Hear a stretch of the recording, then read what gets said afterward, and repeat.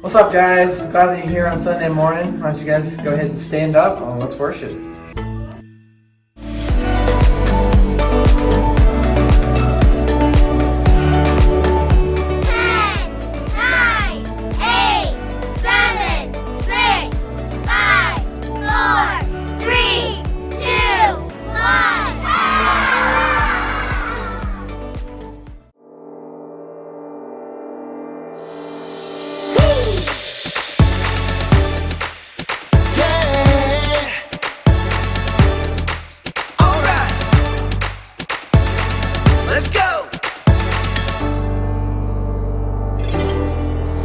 There is nothing impossible. No, there is nothing too difficult. Because you're with me, I am not afraid. Nothing is too hard for you. With you, I can do very big things. God, with you, I can do very big things. I know it's true. I can do very big things. You're with me, I know it's true. I can do big things. I can do it, it's true. I'm doing damn big things. I can do it, it's true. I'm doing damn big things. I can do it, it's true. I'm doing damn big things. I can do it, it's true. I can do it. When you are with me, I am feeling brave. When you are with me, I am not afraid. God, you are with me, so I can be strong. 'Cause nothing is too hard for you. No, with you, I can do very big things. God, with you, I can do very big things. I know it's true. I can do very big things. You're with me, I know it's true. I can do big things. I can do it, it's true. I'm doing damn big things. I can do it, it's true. I'm doing damn big things. I can do it, it's true. I'm doing damn big things.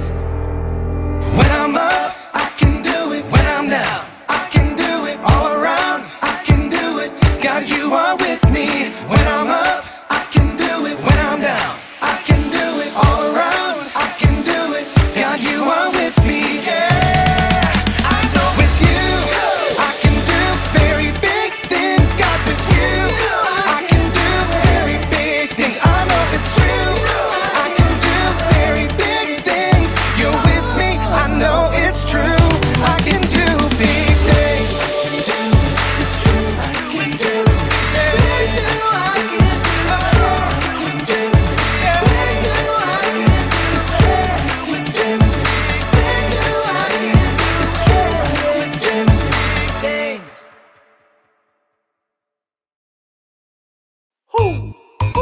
You know what time it is? Time to hear a story full of wonder. There's so much fun we'll have learning together. So let's go down to the clubhouse with Ollie and his friends. Let's go down to the clubhouse where wonder never ends. At the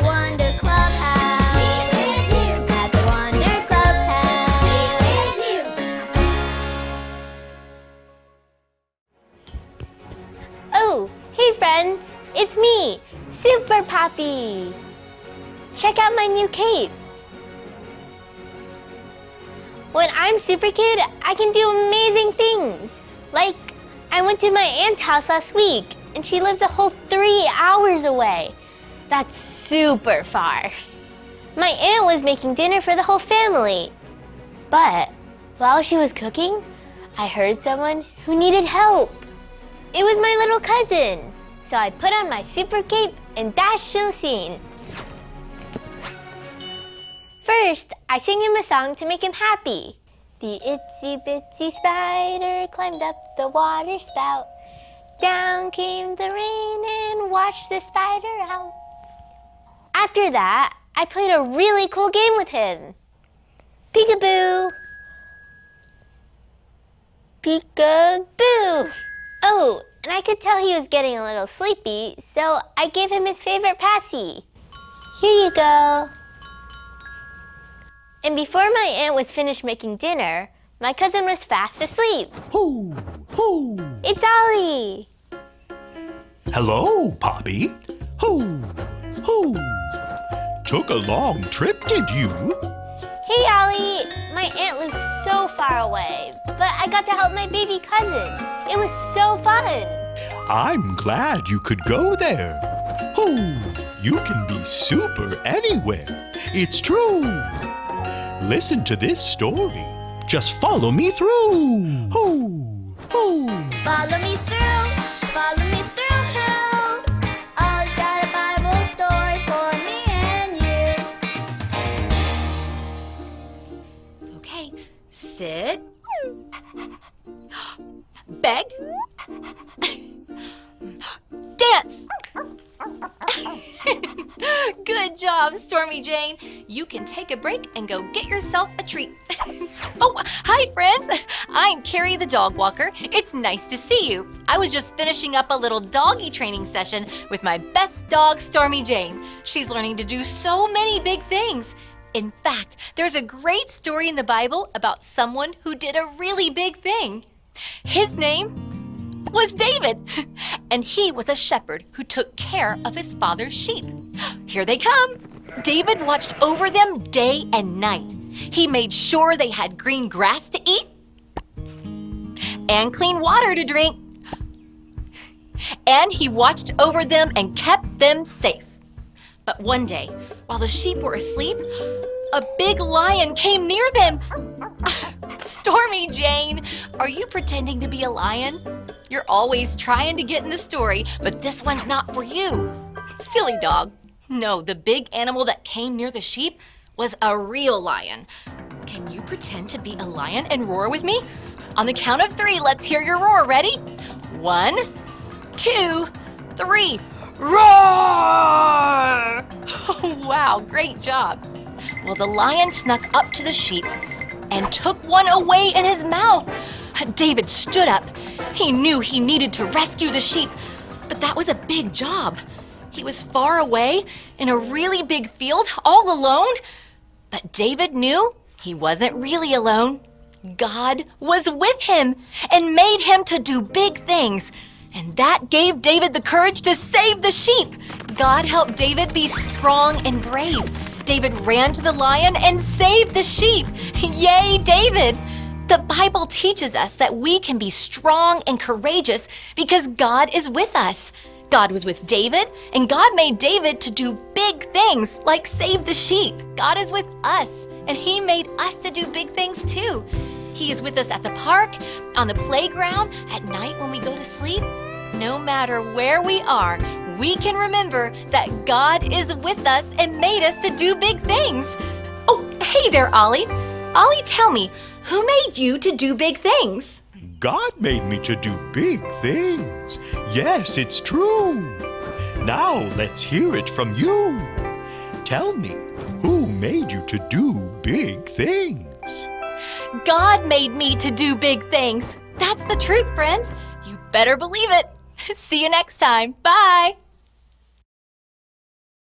So there's your story, and it's all true.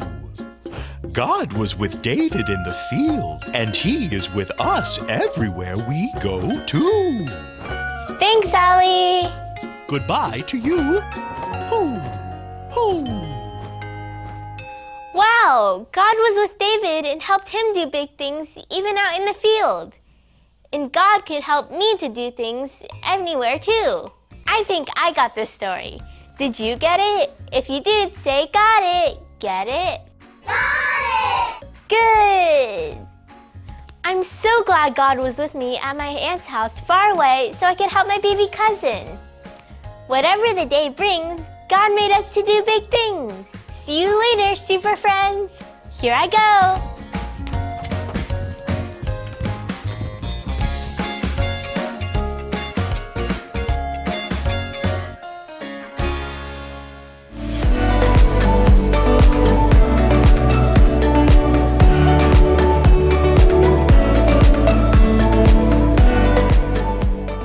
Be strong and courageous.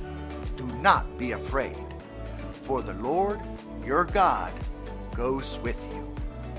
Deuteronomy 31:6. Be strong and courageous.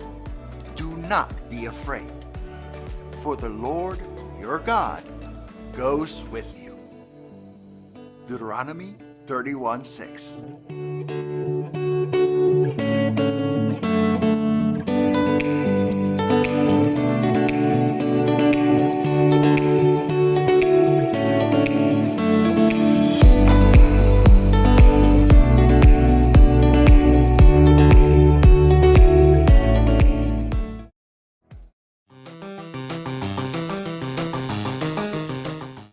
Hey Calvary kids, welcome to another edition of our game show, and today everyone gets to play. If your family is interested in playing one of our games, feel free to email me at the email address listed here and we'll get you signed up for a future week. Oh, excellent! I'm glad you're here! I'm Professor Frank Stein. I teach Bible 101 for monsters here at the community college. It's finals week, and I could definitely use your help grading their final exam. I'm gonna read a Bible question, and I need you to tell me how many monsters give the correct answer.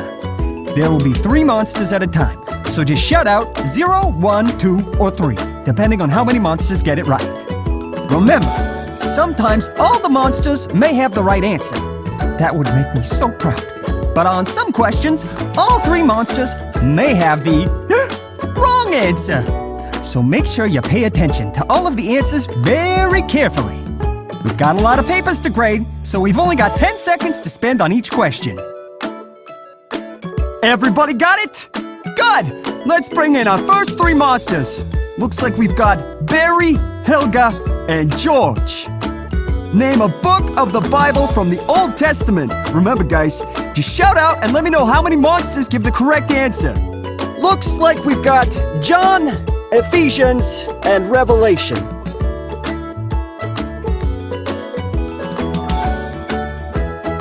Okay, time's up! Guys! Was anybody paying attention? These are all New Testament books. Okay, let's bring in Trevor, Shane, and Owen. Name a book of the Bible from the New Testament. Okay, so Acts, Hebrews, and James.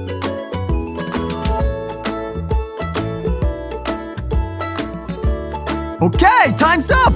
Everybody was paying attention! Oh, that makes me so happy! All 3 of these books are in the New Testament. Okay, let's bring in Robert, Patrick, and Eugene. Name one of the first 5 books of the Bible. I see Exodus, Numbers, and Judges.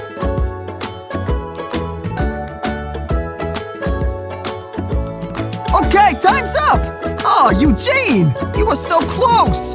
Judges is the 7th book in the Bible. Okay, these last 3 questions are gonna be for the advanced students, so the questions will get a little harder.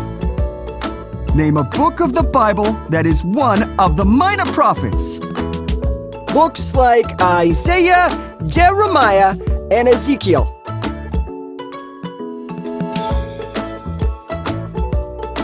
Okay, time's up! Oh, guys, you're killing me here! All 3 of these books are major prophets, not minor prophets! Okay, let's bring in Tim, Tony, and David.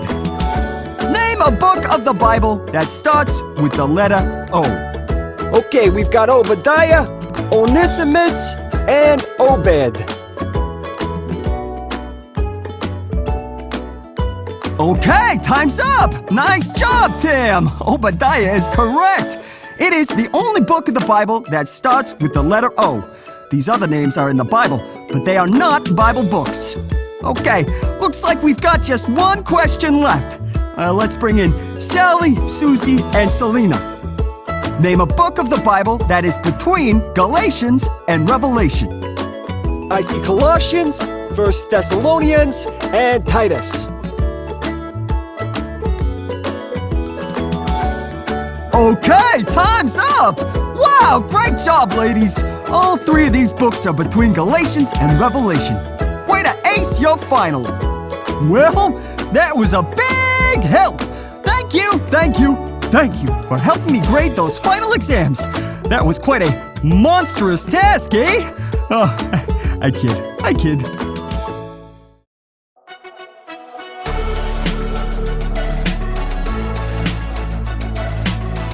Happy birthday to you. Happy birthday to you. Happy birthday, happy birthday. Happy birthday to you.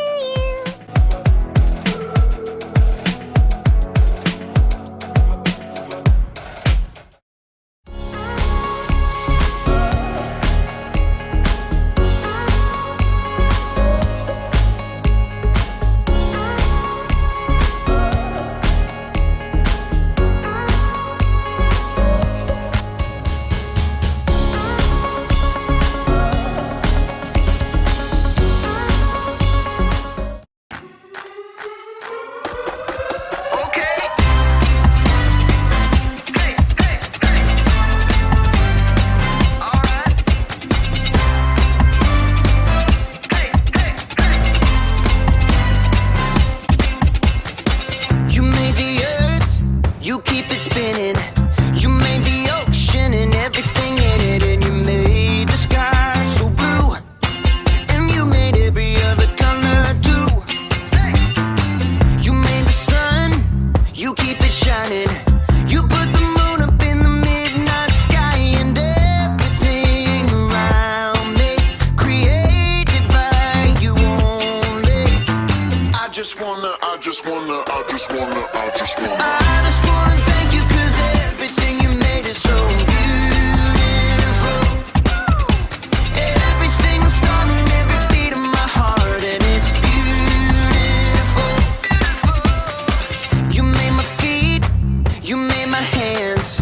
You make me sing and you make me dance, 'cause your love is all around me, and your love is so astounding. I just wanna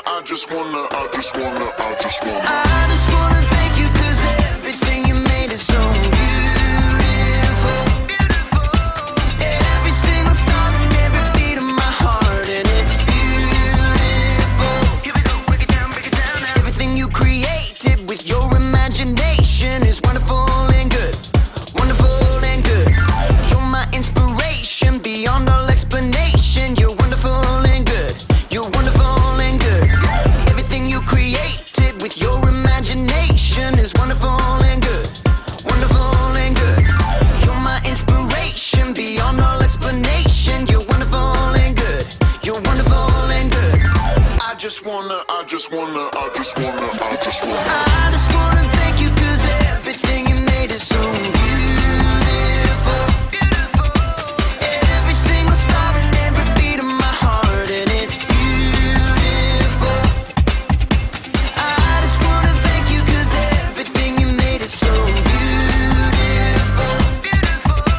Every single star and every beat of my heart, and it's beautiful. Hey there! I'm MC Haggis, the world's greatest Scottish rapper, and this is my beatboxing partner, Seamus McFamous. Say hi to him, Seamus. Aye. This month we're learning about individuality. Discovering who you are meant to be so you can make a difference. And I just came back from the Haggis family reunion. It was huge, and it was so great to see everyone, but you know what I discovered? Hey. No, not that everyone needed a bath, although that might be possible. I discovered that everyone there was an accountant. Hey? It's true. Everyone else in the family is an accountant. They count things. They count money. We're an accountant clan, and I was the only one who has done something different. So I got to thinking maybe I shouldn't be the family oddball, the maverick, or the one with real talent, if you will. Aye. All right, I'll get to the point. I'm gonna try to be an accountant and give up being a rapper. Aye. Seamus, this is what I need to do in order to carry on the Haggis family tradition. As part of my transformation from this day forward, I will no longer be MC Haggis, but will be known by my birth name, Oleander Haggis. Oleander. No longer will my voice be my instrument that defines who I am. From now on, this will be the instrument of my legacy. Aye? This abacus, yes, this belonged to my grandfather, Alistair Haggis. Hey. I don't know, I'm not sure how you do it. Aye. Make them spin real hard like a... Now stop it, Seamus! Change is always hard, but this is something I must do. Oh, I forgot something. My grandfather's clip-on tie. Thank you. Hey. Seamus, are you all right, my friend? Aye. I'm sorry. I know this is a shock, but I feel like it's what I should do as a part of my family. Hey. Wait, you think it's okay for me to be me? The me I want to be?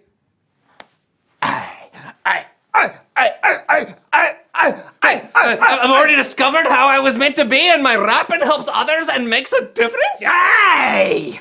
You're right! Seamus, I'm MC Haggis, and it's okay to be me. Let's rap about it. Kick it. Oh.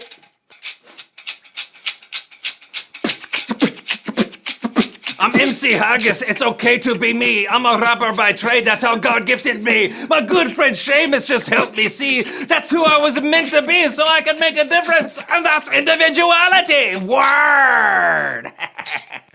Yeah. Hey. Mm-hmm, it's an abacus, yeah. Hey. All right. That was a family heirloom. I had that reevaluated on Antique Roadshow, and I was going to pay for my kids' college, but looks good there in the dirt. What are you doing? Hey. Oh, I got you. Yeah.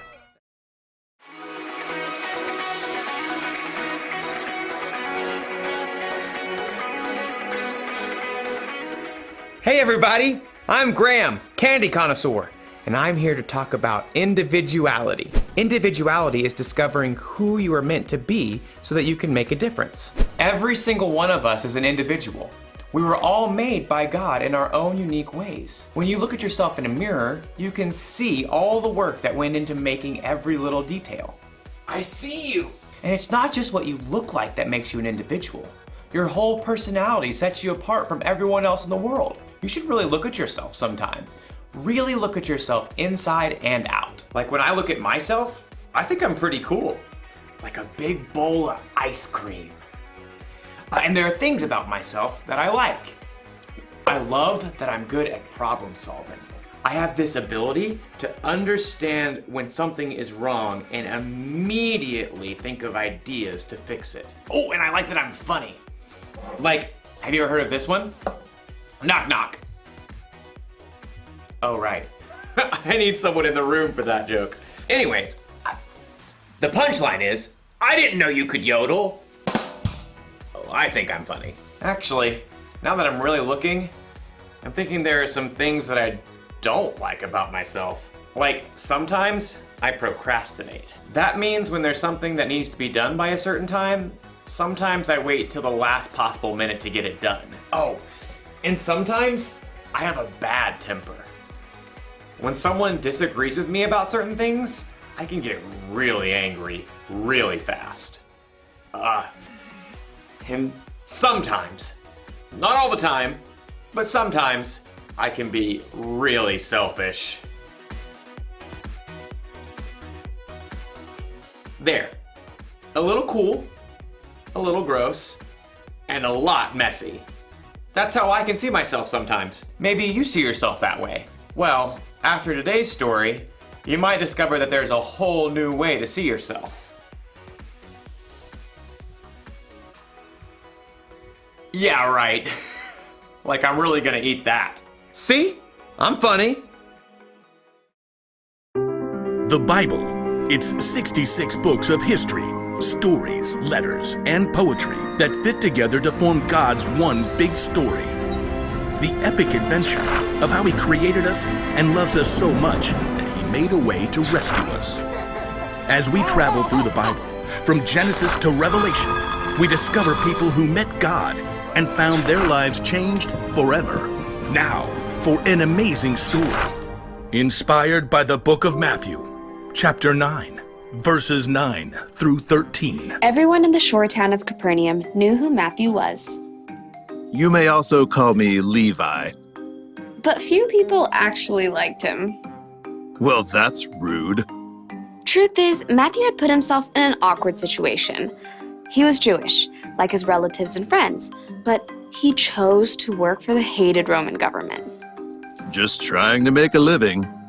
Matthew was a tax collector for the Romans, and tax collectors were known to lie about the amount of money people owed. 5 gold pieces. But it was only 3 last year. 5, and not a shekel less. After collecting money, the tax collectors would keep the extra for themselves. Many of them grew rich by robbing the poorest people in their towns.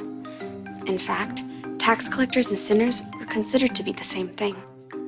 Hey, I work hard. But no matter how hard Matthew tried to polish his own image, deep down, he knew how others saw him. He heard their whispers as he crossed to the other side of the street to pass his booth. I do not know how that man sleeps at night. He's the worst, doing the Romans' dirty work.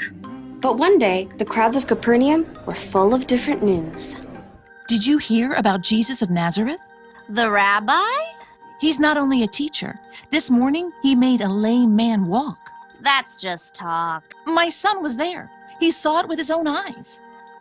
The whole city was ablaze with the story, and even Matthew, who was tucked away in his tax collector's booth, was fascinated. Maybe the man just had a limp or something? Oh no, this Jesus has real power. He cares about people. Well, maybe. Anyhow, you owe 3 gold pieces. 3? How are we supposed to eat for the rest of the season? Take it up with the governor. I'm just doing my job. I bet Jesus would have something to say to you. Next. Within a short time, the market became even more crowded. Jesus! Jesus is coming this way! From his booth, Matthew craned to see. Though he was curious, deep down, he had to admit that no rabbi would have kind words for him. I'm a fool. Even my own people hate me. Suddenly, the crowds parted. Just down the street, Matthew could see a tall man with a rugged face and piercing eyes. A group of common fishermen followed at his heels. It's Jesus. Matthew watched, waiting for the rabbi to pass him by. Instead, Jesus stopped right in front of Matthew's booth. Rabbi? Jesus looked directly at Matthew, reading every single thought in his heart. Nice day? Not too hot. Not too cold. Jesus kept his gaze fixed directly on Matthew's face. Come, follow me. Shocked, Matthew looked around.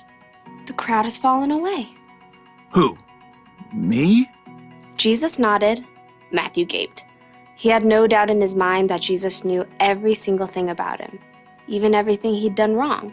But still, Jesus wanted Matthew to join him. Oh, well, yes. Matthew found himself leaping up from his seat and rushing out of his booth to join Jesus on the street. It's, nearly dinner time. Would you like to eat at my house? To Matthew's amazement, Jesus and his followers turned their steps towards Matthew's home. Quickly, Matthew sent out word to everyone he knew. Come to my house for dinner. Matthew, who had expected to eat alone, found himself hosting the most famous rabbi in town for dinner, along with a ragtag group of fishermen, tax collectors, and other outcasts. Jesus doesn't care what I've done. He thinks I can be better. that I'm worthy to follow him. But while Matthew rejoiced to discover his brand new identity, the city's religious leaders were horrified by what Jesus had done. They sidled up to Jesus' disciples. Why does your teacher eat with tax collectors and sinners? You know, that's a great question. Jesus overheard the religious leaders and answered the question himself. Those who are healthy don't need a doctor. Sick people do. I have not come to get those who think they are right with God to follow me. I have come to get sinners to follow me. Preposterous. From then on, Matthew followed Jesus everywhere. With his own eyes, he had seen more of the things that Jesus had done than nearly anyone else. Near the end of his life, he wrote down all the stories he had witnessed and gathered so that others too could know Jesus.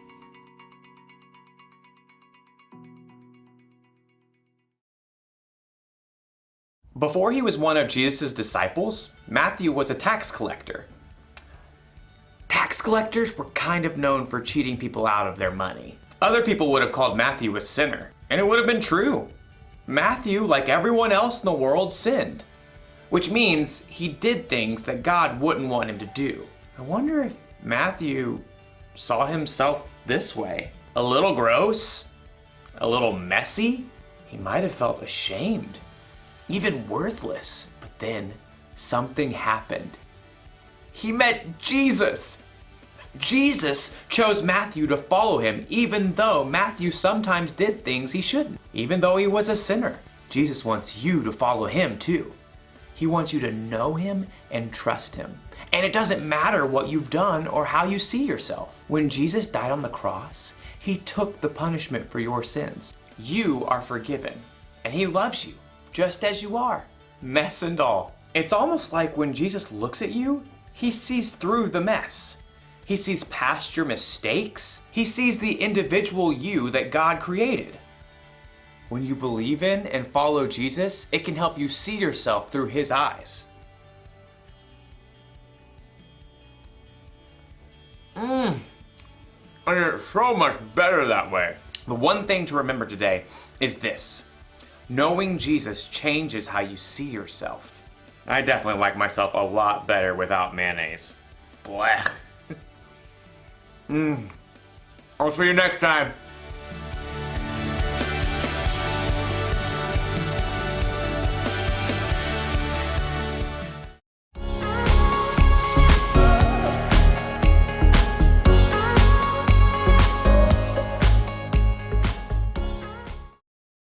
Sit, Zoe, sit.